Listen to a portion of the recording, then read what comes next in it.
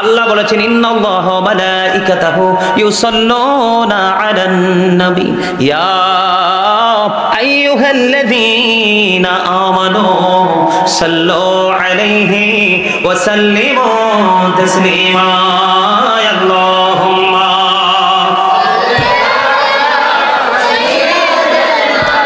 মাওলানা মুহাম্মাদ ওয়া আলা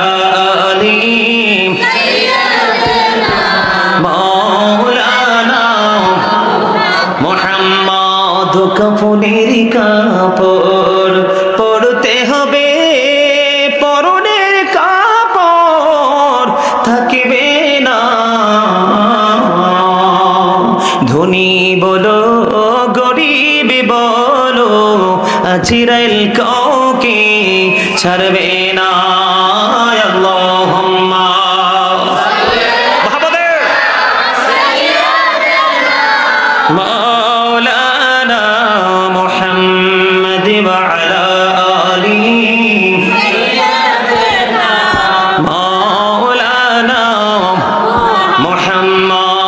মাটির নিচে বাড়ি মোদের, ওই মাটির নিচে মোদের ঘর। এই দুনিয়ার আপন যারা সবাই হবে মোদের পর। আল্লাহুম্মা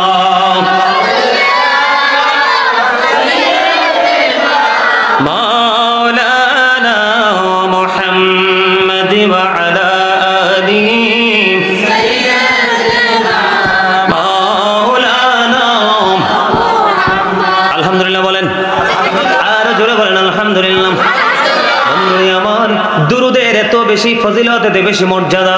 দাইলামি শরীফের মধ্যে সেটা হাদিস খানা, হাদিসের রাবি হলেন হযরতে আনাস রাদিয়াল্লাহু তাআলা আনহু। আমার নবী, আপনার নবী, দু জাহানের বাদশা নবী, তিনি বলে দিয়েছেন মদিনাওয়ালার পাগল কেউ যদি মদিনার নবীর সাথে প্রেমের ডোরি লাগাইয়া প্রতিদিন যদি 1000 বার যদি দরুদ পড়তে পারো রে, তাহলে জান্নাত না দেখা পর্যন্ত তার মরণ হবে না। জোরে বলেন না সুবহানাল্লাহ, আর জোরে বলেন না সুবহানাল্লাহ। মন যদি দিতে হয় নবীকে দিও, আহা প্রাণ যদি দিতে হয় নবীকে দিও। তোমারই কষ্ট যাতনা যিনি সইতে পারে না, তোমার কষ্ট যাতনা যিনি সইতে পারে না, সেই নবীকে ভালোবেসে, সেই নবীকে ভালোবেসে দরুদ পড়িও। মন যদি দিতে হয় নবীকে দিও, আহা প্রাণ যদি দিতে হয় নবীকে দিও। সাকারাতের বিছানাতে কি যে যন্ত্রণা, সমুদ্রের পানি দিলে তৃষ্ণা মিটবে না।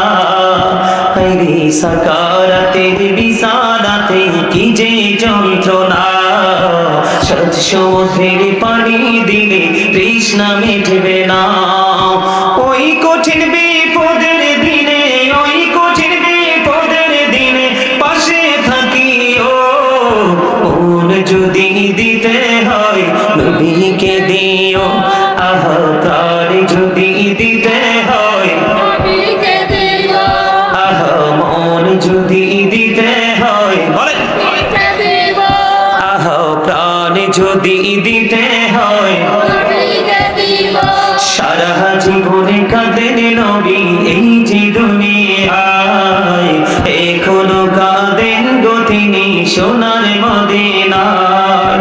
সেই নবীজির দিদার দিয়ে, সেই নবীজির দিদার দিয়ে ধন্য করিও। মন যদি দিতে হয় নবীকে দিও, আহা প্রাণ যদি দিতে হয় নবীকে দিও। মারহাবা। আপনারা গজল পছন্দ করছেন না? না, কে কে পছন্দ করেন হাত তোলেন তো দেখি। গজল পছন্দ করেন কে কে? মারহাবা, মারহাবা, হাত নাও। আমি তো ভাবছি আপনারা মনে হয় পছন্দ করেন নাই, একে তো অনেক আগের পুরনো গজল। হাসান ইবনে সাবিত রাদিয়াল্লাহু তাআলা আনহু মসজিদে নববীর মিম্বরে দাঁড়িয়ে দাঁড়িয়ে এমনি ভাবে রাসূলের শান গিয়েছিলেন। জোরে জোরে বলেন মারহাবা। সম্মানিত উপস্থিতি, আমি বারবার খালি রাসূলের রেফারেন্স দিয়ে কথা বলছি। আল্লাহ রাসূলের কথা কি সত্য না? সত্য। এই যে দেখেন কত চমৎকার নিউজ, যেটাকে বলা হয় একেবারে 100% গড নিউজ।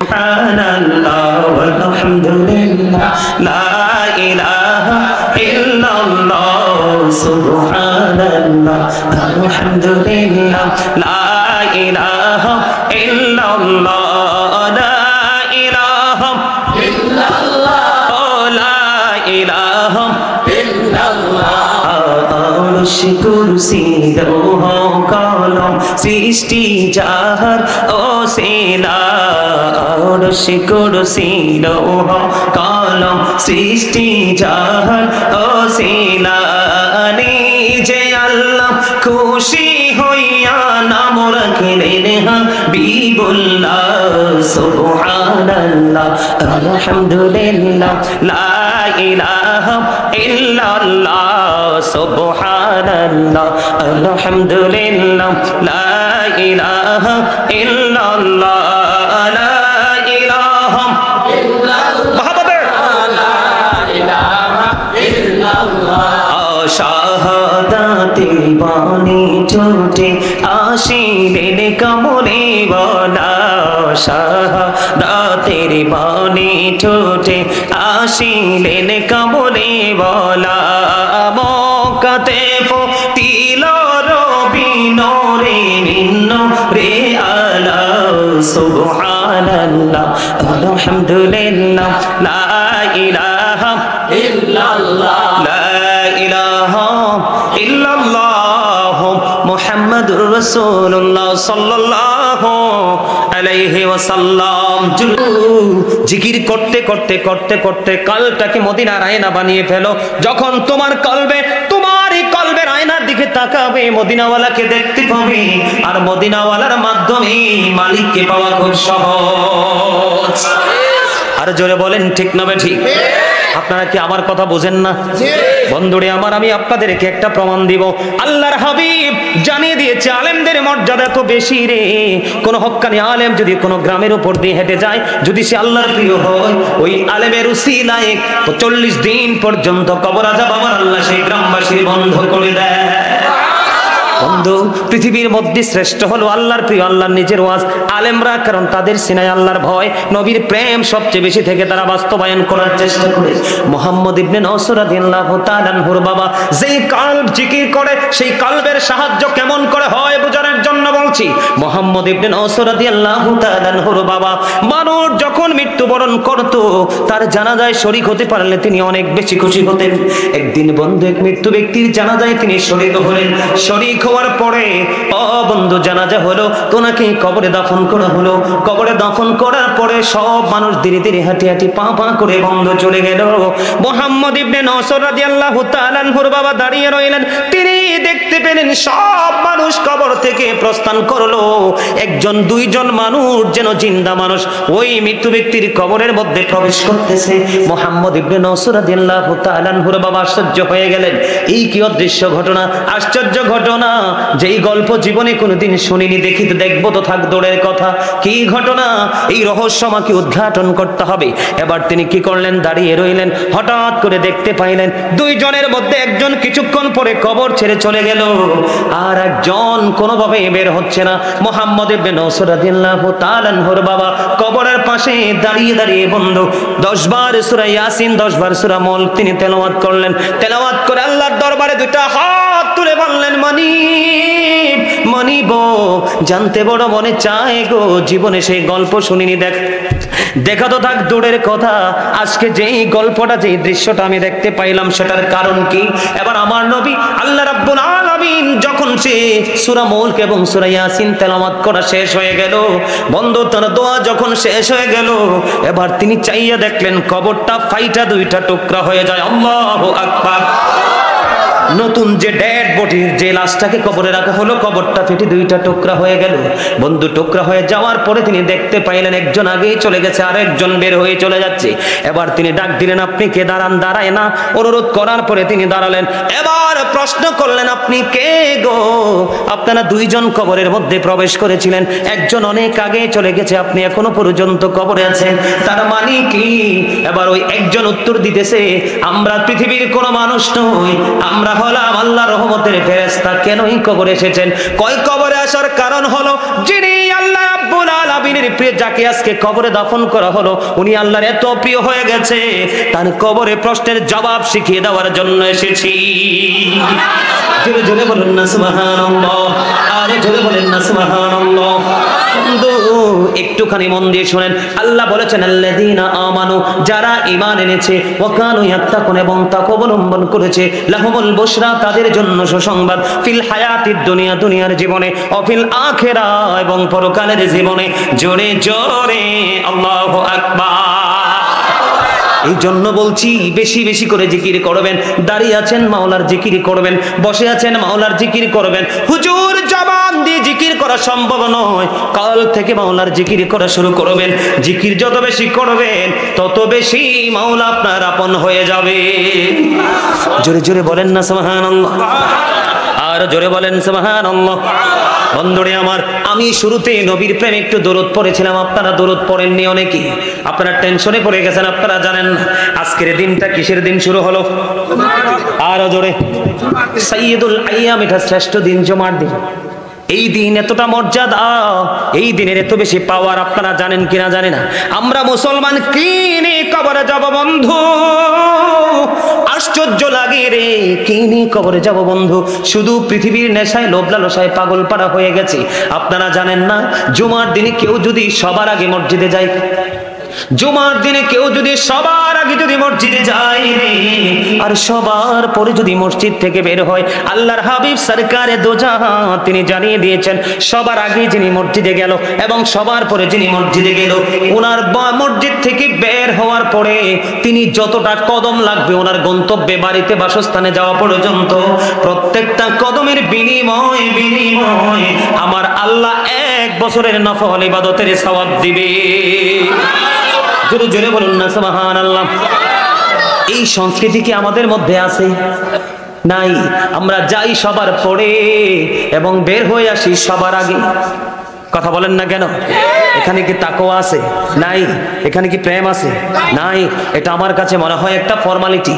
কি ফর্মালিটি? মানে হলো আজকে জুমার দিন যেতে হবে, জাস্ট আসলাম এইটুকু, কিন্তু তাকওয়া নিয়ে আল্লাহর গোলামি করা এটা আমাদের মধ্যে নেই রে বন্ধু। এই না থাকার কারণটাই হলো আমাদের ধ্বংস, ঠিক কিনা বলে? আল্লাহর হাবিব সরকারে মদিনা তিনি জানিয়ে দিয়েছেন, কেউ যদি মদিনাওয়ালার সাথে প্রেমের ডুরি লাগাইয়া প্রত্যেকটা জুমার দিনে যদি 80 বার দরুদ পড়তে পারে, কতবার? 80 বার যদি দরুদ পড়তে পারে, তার 80 বছরের সগীরা গুনাহ আমার আল্লাহ মাফ করে দেয়। কতবার? 80 বার যদি শুধু জুমার দিন, তাহলে দিনটার দাম আছে না নাই? আজকে আমরা যারা উপস্থিত হয়েছে এখানে, আমরা জুমার দিনে ঢুকে গেছি। সুবহানাল্লাহ বলে। আগামী রাত কিন্তু জুমার রাত হবে না, আগামী রাত হবে শনিবার, ঠিক কিনা বলে? এই জন্য বলছি বন্ধু, একটুখানি কাজে লাগাও সময়টাকে রে। জীবনের কোন সময় তোমার কাজে লাগবে আমি জানি না, তবে আজকের দিন যদি, আজকের রজনী যদি প্রেমের সাথে বরণ করে নিয়ে থাকো, তাহলে এটাই হতে পারে তোমার পরকালে নাজাতের ওসিলা, ঠিক না বেটি? বন্ধুরে আমার, দুরুদ পড়লে কি আপনারা রাগ হন না খুশি হন? সবাই পছন্দ করেননি? আপনারা না পড়লেও আল্লাহর কিচ্ছু যায় আসে না। আল্লাহ বলেছেন ওরাফা'না লাকা যিকরাক। হুজুর আসেনিও, আল্লাহ কইছিনি? আল্লাহ নবীর মর্যাদা কি কমাইছে না বাড়াইছে? তা আপনি না পড়লে কি হইছে? আল্লাহ কোনো অসুবিধা আছে? আল ইমরানের 185 নম্বর আয়াতের শেষ অংশে আল্লাহ বলেছেন ওয়াল হায়াতুদ দুনিয়া ইল্লা মাতাউল গুরুর। এই দুনিয়ার জীবনটা একটা ধোঁকা ছাড়া, প্রতারণা ছাড়া কিছুই নয়। কার জন্য করছেন? বিবির জন্য, বাচ্চার জন্য। কোরআন শরীফের 19 পারা সূরা শুআরা 88 নম্বর আয়াত আল্লাহ রাব্বুল আলামিন স্পষ্ট করে বলে দিয়েছেন, ইয়াউমা লা ইয়ানফাউ মালু ওয়ালা বানুন, কিয়ামতের দিন আপনার ধন সম্পদ সন্তান সন্ততি কিচ্ছু কাজে লাগবে না। লুকাতে পারবেন কোনো কিছু? পারবেন? আল্লাহ কি বলেছেন? ওয়া ইযাল কুবুরু বুসিরাত আলিমাত নাফসুম মা কদ্দামাত ওয়া আখরাত। আরে জোরে বলেন আল্লাহু আকবার। আপনাদের কি ওয়াজ করব আপনাদের সামনে? আপনারা জীবনে মনে হয় এই শব্দ শুনেনি নাই, এত উপস্থিতি। আপনারা আল্লাহু আকবার বলে তো আকাশ বাতাস মুখরিত হয়ে যাওয়ার কথা। আরে জোরে বলেন আল্লাহু আকবার। কবরটা যখন ওপেন হয়ে যাবে, কি হয়ে যাবে?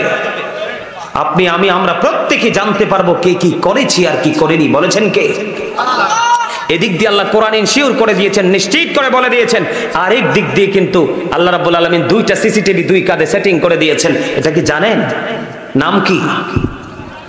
কিরামান কাতিবিন, কাঁধে বসিয়া সকল কর্ম লিখিতেছে হুকুমনিয়া, আল্লাহর হুকুমনিয়া। 40 কদম হাঁটিয়া আসবে রে সজন, মুনকার নাকির হাজির হইবে রে তখন। ঘুমটা খুলিয়া সওয়াল মুসলিম ভাই, ঘুমটা খুলিয়া সওয়াল করিবেন তখন। 40 কদম হাঁটিয়া আসবে রে সজন, কি সওয়ালের কি জবাব হইতে যে পারে। সময় থাকিতে ও মন জানিও তারে, ও মন জানিও তারে। 40 কদম হাঁটিয়া আসবে রে সজন, মুনকার নাকির হাজির হইবে রে তখন। জোরে জোরে কন্যা, ঠিক না বে ঠিক? আরে আরো জোরে বলুন। কথা কি ভুল? খারাপ লাগছে?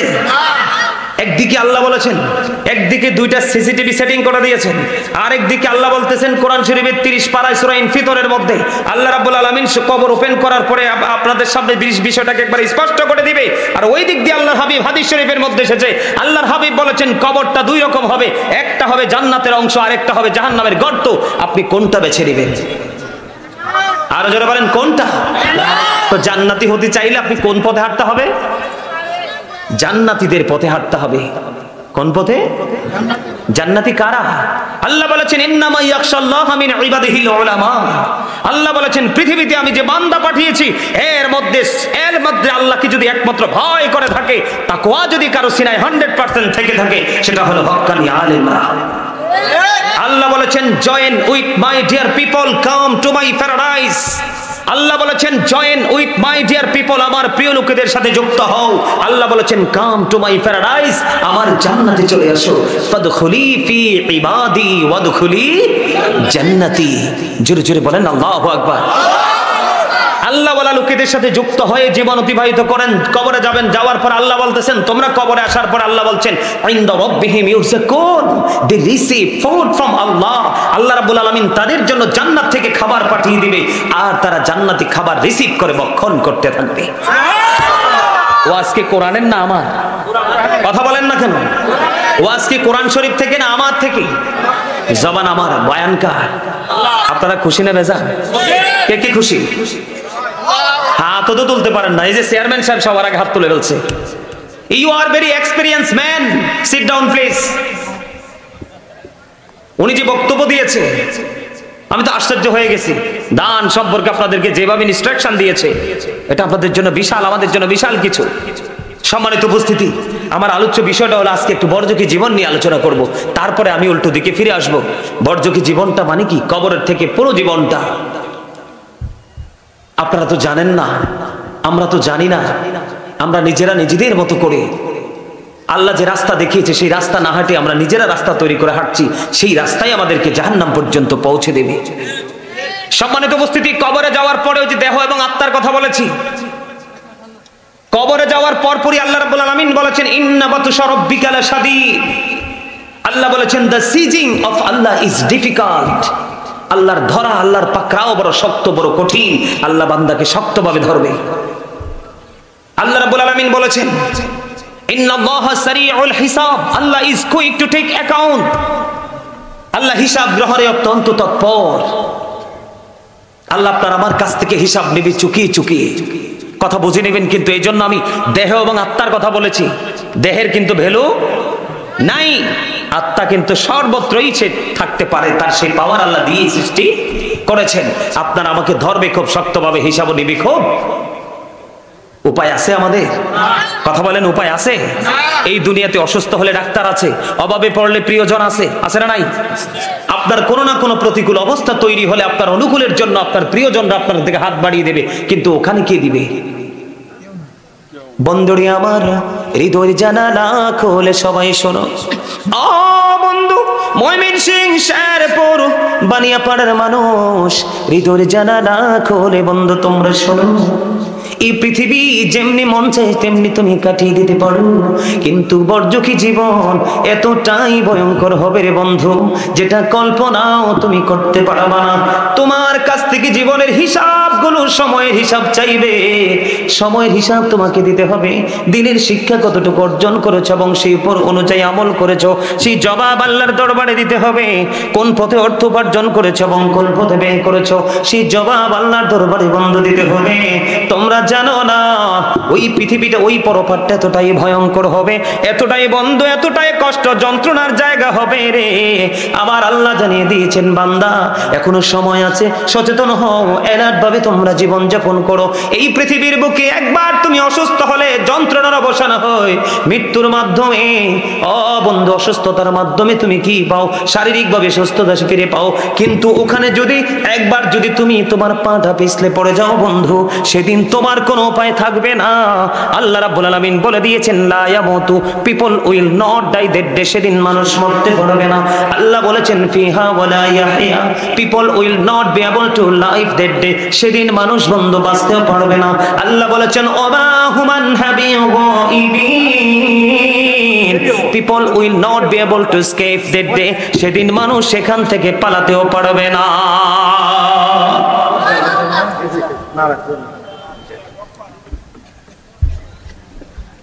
একদিকে বলেছেন বাঁচারও সুযোগ নাই, আরেক দিকে বলেছেন মরারও সুযোগ নাই, আরেক দিকে আল্লাহ বলেছেন পালাবারও সুযোগ নেই, আরেক দিকে আল্লাহ বলেছেন শক্তভাবে ধরবো, আরেক দিকে আল্লাহ বলেছেন হিসাবটাও খুব শক্তভাবে নেব। রে বানিয়াপাড়ার মানুষ, কি হবে রে বন্ধু সেদিন তোমার? কি হবে উপায়? একটা বার বন্ধু তোমরা চিন্তা করো, কবরে হিসাব না দিয়ে বন্ধু পার পেতে পারবে না। জীবনে যা যা করেছো প্রত্যেকটা জিনিসের হিসাব বন্ধু নিতে হবে, দিতে হবে। এই জন্য আমি আজকে আলোচনার শিরোনাম করেছি, ইয়া আইয়ুহাল্লাযীনা আমানু কু আনফুসাকুম ওয়া আহলিকুম নার। আল্লাহ বলেছেন, O believers, save yourself and your families from the fire. Allah বলেছেন, save yourself and your families from the fire. তুমি জাহান্নাম থেকে বাঁচো এবং তোমার পরিবারকে, আহলকেও জাহান্নাম থেকে বাঁচাও। আর জোরে বলেন না সুবহানাল্লাহ। আরে আরো জোরে সুবহানাল্লাহ। আপনারা কি জিকির করতে পারেন না? জোরে বলুন আলহামদুলিল্লাহ। আপনারা জিকির করতে লাগলো আমার কাছে ভয় পান? সুবহানাল্লাহ আলহামদুলিল্লাহ জিকির কেটে নতুন? হ্যাঁ, কেউ দেখি হাসেন, কেউ আবার একজন আরেকজনের চেহারার দিকে তাকান। নাকি আপনাদের কুমিল্লার মানুষ দিকে পছন্দ হয় না? হ্যাঁ, পছন্দ হয়েছে না? পছন্দ না হইলে একদম এখনই মাইক ছেড়ে চলে যাব, কারণ আল্লাহ রাসূলের নিষেধ, যেখানে শ্রোতাদের আলোচনা শোনার কোনো মানসিকতা নাই সেখানে ওয়াজ চলবে না।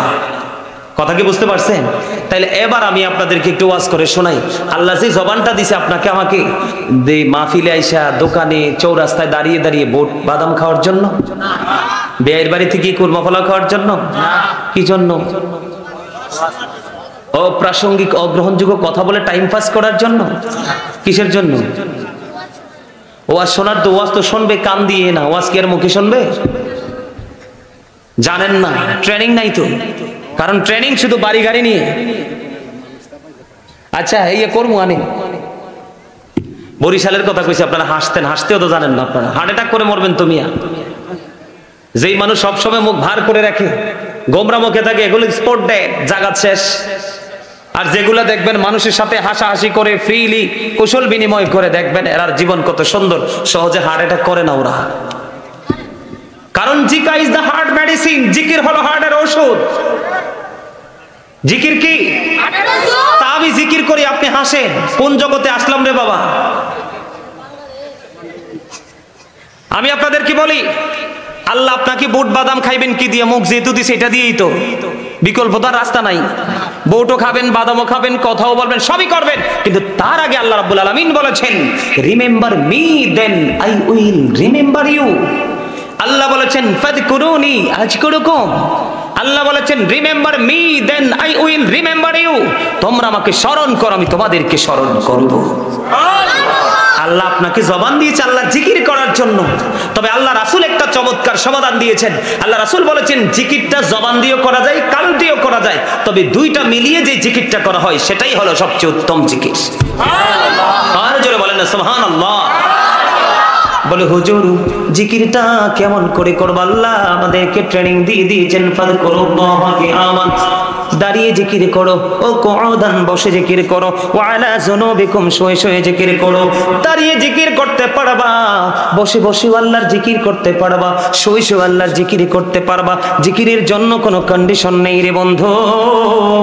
তুমি এমন ভাবে জিকির করো, নবী বলেছেন মানুষ দেখলে যেন তোমাকে পাগল বলে। জোরে জোরে কন্যা সুবহানাল্লাহ। আল্লাহর হাবিব আমাদেরকে মেসেজটুকু জানিয়ে দিয়েছে বন্ধু। আল্লাহর হাবিব বলেছে উম্মত তোমরা কেউ যদি পৃথিবীর বুকে কোনো জলসায় কোনো মজলিসে বসে মাওলার জিকির করো, আল্লাহ কথা দিয়েছে আল্লাহ তার চাইতে উত্তম জলসায় তোমার জিকির করবে। তার মানে এটা আমাদের একটা জলসা কিনা? এখানে কালো সুন্দর মোটা চিকন লম্বা খাটো ধনী গরিব সব মিলিয়ে পাপী নেকি মিলিয়ে এখানে জান্নাতের বাগান সাজানো হয়েছে। কিন্তু আল্লাহর যেই বাগান যেই জলসা সাজানো হবে সেখানে শ্রোতা শুধুই ফেরেশতারা। জোরে জোরে সুবহানাল্লাহ। আপনি আমি যদি এই জলসায় বসে আল্লাহর জিকির করি, আল্লাহ রাব্বুল আলামিন ফেরেশতাদেরকে নিয়ে আপনার আমার জিকির করবে। জিকির হলো আরবি শব্দ, বাংলাতে বলা হয় এটাকে স্মরণ করা, ইংলিশে যেটাকে বলা হয় রিমেম্বার। বন্ধুরে আমার সুবহানাল্লাহ বললাম আল্লাহর জিকির, আলহামদুলিল্লাহ বললাম আল্লাহর জিকির, লা ইলাহা ইল্লাল্লাহ বললাম আল্লাহর জিকির, আল্লাহু আকবার বললাম আল্লাহর জিকির। কাউকে সৎ কাজের জন্য ডাকলাম এটাও আল্লাহর জিকির, কাউকে অসৎ কাজ থেকে বারণ করার চেষ্টা করলাম এটাও আল্লাহর জিকির।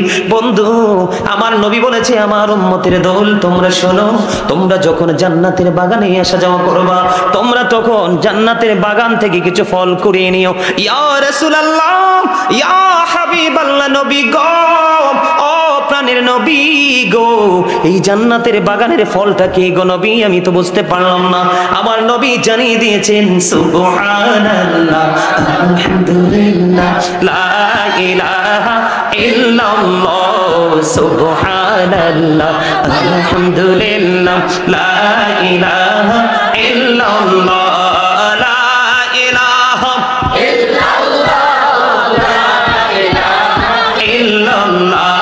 শাহাদাতের বাণী ছুটে আসিলেন কামনে বলা, মক্কাতে ফুটিল রবি নূরে মিন্ন রে আলা, সুবহানাল্লাহ, আলহামদুলিল্লাহ, লা ইলাহা ইল্লাল্লাহ, সুবহানাল্লাহ, আলহামদুলিল্লাহ, লা ইলাহা ইল্লাল্লাহ, লা ইলাহা ইল্লাল্লাহ, লা ইলাহা ইল্লাল্লাহ। নামের সাথে নাম মিশাইয়া যারে আল্লাহ পাঠাইলা, নামের সাথে নাম মিশাইয়া যারে আল্লাহ পাঠাইলা, নিজে আল্লাহ দোস্ত বলে তাহার প্রেমী মজিলা, সুবহানাল্লাহ, আলহামদুলিল্লাহ, লা ইলাহা ইল্লাল্লাহ, মুহাম্মাদুর রাসূলুল্লাহ সাল্লাল্লাহু আলাইহি ওয়াসাল্লাম। জোরে জোরে বলুন আলহামদুলিল্লাহ। সম্মানিত উপস্থিতি, মাইকে যারা আলোচনা শুনছেন, বিশেষ করে আমার সামনে যারা আছেন দর্শক, সবাইকে একটা অনুরোধ করবো সবাই সামনে আসেন। এই যে দেখেন পিছনে আর জায়গা নাই, সবাই সামনে চলে আসেন। আমার মা বোনেরা যারা আছেন, আমি শুনতে পেয়েছি প্যান্ডেলে নাকি মা বোনদের জায়গাও নাকি একেবারে ফুরিয়ে গেছে। আপনারাও যারা মাহফিল উপস্থিত হয়েছেন, আপনারা আপনাদের জায়গা থেকে সবাই কাছাকাছি হয়ে বসেন। আসেন, এই যে সামনে খালি আসো, দাঁড়াই এক জায়গায় বসে রয়েছে কেন? কি? হ্যাঁ আসেন, সবাই সামনে আসেন। কথা নাই, কথা নাই, কথা নাই, কথা নাই, চুপে চুপে চুপে চুপে। কি? আরে বাপরে বাপরে বাপ, কতবার কয় রে কথা রে। আমরা কুমিল্লার মানুষ, একবার কইলে চলে।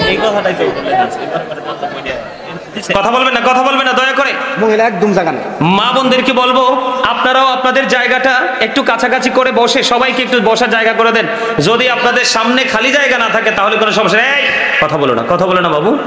তোমরা সবাই সামনে বসেছো, সুন্দর করে কথা শোনো, কেউ কথা বলবেন না প্লিজ। সবাই সামনের দিকে আসেন, আর এই সুযোগে যারা যারা যাওয়ার তারা চলে যান। কি কোন চেয়ারম্যান সাহেব, ঠিক আছে না? হ্যাঁ, একটু কুলাটা একটু বাড়ি দিলে কিন্তু সিডারি কই চলে যায়। আর ধান যেগুলো এগুলো কুলাই থাকে, ঠিক না? ঠিক, একটু টোকা দিয়ে দেখলাম আর কি টেকসই কিনা। আরো জোরে বলেন। আসেন সবাই সামনে আসেন। কি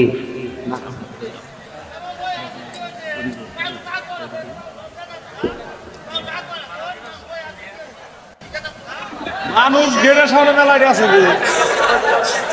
আপনারা কথা বলেন, আপনারা কথা বলেন না। আচ্ছা, জিকিরটা সম্পর্কে আলোচনার একটু দরকার আছে না? আমরা কিন্তু এখন জিকির থেকে অনেক অনেক বেশি দূরে। কি জিকির থেকে আমরা কি অনেক অনেক দূরে। যত বেশি জিকির করব কাল থেকে তত বেশি মনের ময়লা দূর হবে। আর যত বেশি আপনার ভিতর থেকে ময়লা দূর হয়ে যাবে তত বেশি আপনি আমি স্ট্রং। ঠিক না? ঠিক। আরো যারা বলেন বন্ধুরে আমার দিকে দেখান। আল্লাহর হাবিব সরকারে মদিনা তিনি জানিয়ে দিয়েছেন, আপনি আল্লাহ সম্পর্কে যেমন ভাববেন আল্লাহ আপনার জন্য ঠিক তেমন। সুবহানাল্লাহ বলেন না। আপনারা মনে বোঝেন নাই, আল্লাহর নবী বলেছেন একজন বান্দা যদি মনে করে আল্লাহ আমার জন্য নেয়ামত, সত্যি আপনার জন্য আল্লাহ নেয়ামত হয়ে কাজ করবে। আপনি যদি মনে করেন আল্লাহ আমার প্রিয়, সত্যি সত্যি বললাম আল্লাহ আপনার প্রিয় হয়ে যাবে। কারণ রাসূল বলেছেন ইন্নামাল আমালু বিন্নিয়াত, মানুষের সবকিছু নির্ভর করে তার নিয়তের উপর। কেমন প্রেম বন্ধু! আল্লাহর হাবিব বলে দিয়েছে, কেউ যদি জিকির করতে করতে আমার দিকে তাকায়, কেউ যদি জিকির করতে করতে 1 বিঘা পরিমাণ আল্লাহর দিকে এগিয়ে যায়, আল্লাহ রাব্বুল আলামিন আল্লাহর বান্দার দিকে 1 গজ পরিমাণ এগিয়ে আসে। কেউ যদি আল্লাহর দিকে হেঁটে হেঁটে যেতে চায়, আল্লাহ রাব্বুল আলামিন সেই বান্দাকে ভালোবেসে তার দিকে আল্লাহ রাব্বুল আলামিন দৌড়ে চলে আসে। তার মানে আপনি আল্লাহর যত কাছে যেতে চান, যত তাড়াতাড়ি, তারও আগে আল্লাহ রাব্বুল আলামিন আপনার আপন হয়ে যাবে। তাহলে জিকিরের দরকার আছে না নাই? বন্ধু, প্রত্যেকটা জিনিসকে, প্রত্যেকটা মেশিনকে ক্লিয়ার করার একটা যন্ত্র আছে, আছে না নাই? যেমন আপনাদের হাতের নাগালে মোবাইল, মোবাইলটা যখন নষ্ট হয়ে যায় আমরা সার্ভিসিং এর জন্য মোবাইল দোকানে নিয়ে যাই।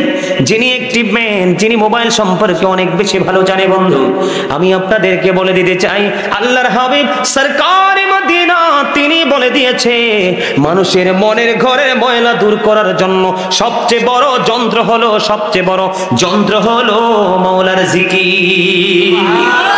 জোরে জোরে বলেন না সুবহানাল্লাহ। সেই জিকিরের দরকার আছে না নাই? আর জোরে বলেন আছে না নাই? বন্ধু, প্রাণ খুলে জিকির করো, মাওলা তোমার জিকির করবে রে। তুমি মাওলার দিকে হেঁটে হেঁটে যাও, মাওলা তোমার দিকে দৌড়ে চলে আসবে। তুমি মাওলার দিকে ছোট ছোট কদম দিয়ে যাবে, মাওলা তোমার দিকে বড় বড় কদম দিয়ে আসবে। তার এর মানে হলো তুমি মাওলাকে যত কাছে চাইবে, যত দ্রুত, তোমার চাওয়ার আগে আগে মালিক তোমার কাছে এসে ধরা দিবে। বল হুজুর কেমন করে বুঝবো গো? তুমি যেই কোনো কাজ করতে যাবে দেখবে তোমার সবগুলো কাজ ইজি হয়ে গেছে। আর জোরে বলেন না সুবহানাল্লাহ। আল্লাহু ওয়ালিউল্লাযীনা আমানু, ঈমানদাররা আল্লাহকে বেশি বেশি ভালোবাসে, আর ঈমানদারদের বন্ধু হলো স্বয়ং আল্লাহ। জোরে জোরে কন্না সুবহানাল্লাহ। বন্ধুরে আমার, আমি আপনাদেরকে হাদিস শরীফ একটা শোনাবো। হযরত আবু হুরায়রা রাদিয়াল্লাহু তাআলা আনহু থেকে হাদিস কানা বর্ণিত, আমার নবী সাহাবায়ে কেরামদেরকে নিয়ে গন্তব্যের উদ্দেশ্যে রওনা দিলেন। রওনা দেওয়ার পরে তিনি চলতেছে হঠাৎ করে নবীজি থমকে দাঁড়িয়ে গেলেন একটা গোরস্থানের পাশে এসে। ইয়া রাসূলুল্লাহ, ইয়া হাবিবাল্লাহ, নবী গো, কেন আপনি স্টপ হয়ে গেলেন, দাঁড়িয়ে গেলেন গো নবী? জানতে বড় মনে চায়।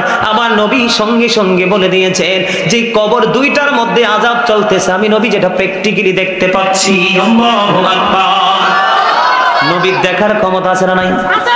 জানার ক্ষমতা আছে না নাই? মনে রাখবেন বন্ধু, যিনি অদৃশ্যের খবর দিতে জানে, যার কাছে আপনার আমার যেই খবর, আপনি আমি যেই খবর জানি না, সেই খবরটা যেই দিতে পারবে তিনি হবে নবী। অদৃশ্যের খবর দিতে না পারলে কখনোই তিনি নবী হবে না, কারণ অদৃশ্যের সংবাদদাতা হলো নবী। আমার নবীজি বলতেছেন দুইটা কবরের মধ্যে আযাব চলতেছে। এবার নবীজি দাঁড়িয়ে গেলেন বন্ধু, পাশে খেজুর গাছ থেকে একটা খেজুরের ডাল ভাঙলেন, খেজুরের ডাল ভেঙে দুইটা কবরের উপর অর্ধেক করে দুইটা কবরের উপরে গেড়ে দিলেন। ইয়া রাসূলুল্লাহ, ইয়া হাবিবাল্লাহ, নবী গো, ও প্রাণের নবী, দুইটা কবরের উপর কেন একটা খেজুরের ডাল ভেঙে টুকরো করে গেড়ে দিলেন ইয়া রাসূলুল্লাহ? নবীজি বলতেছে যতক্ষণ পর্যন্ত খেজুরের ডাল দুইটা সবুজ থাকবে ততক্ষণ পর্যন্ত আল্লাহর জিকির করবে। যতক্ষণ আল্লাহর জিকির করবে রে, ততক্ষণ ওই কবরবাসীর কবর আযাব আবার আল্লাহ কিছুটা হলেও বন্ধ করে দিবে। আরেকটু মহব্বতে বলুন না সুবহানাল্লাহ। বন্ধু